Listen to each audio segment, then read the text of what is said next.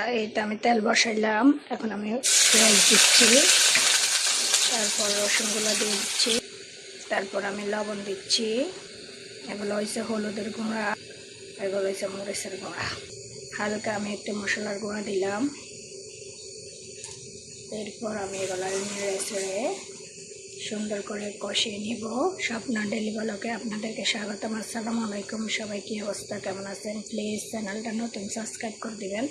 আমি এখানে লতি রান্না করার জন্য হলদি, মরিচ, মশলা, লবণ এগুলো কষাইতেছি।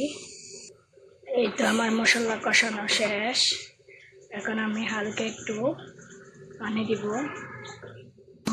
পানিটা দেওয়া শেষ। এখন একটু নেড়ে চেড়ে লতিগুলো দিয়ে ফেলবো।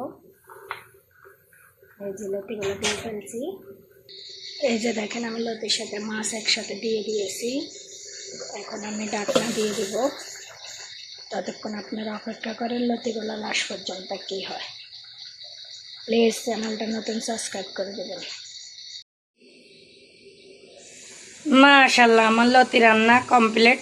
আপনারা দেখতে থাকেন, কি সুন্দর হয়েছে দেখতে। সবাই মাশাআল্লাহ বলবেন। এই যে দেখেন, দেখছেন।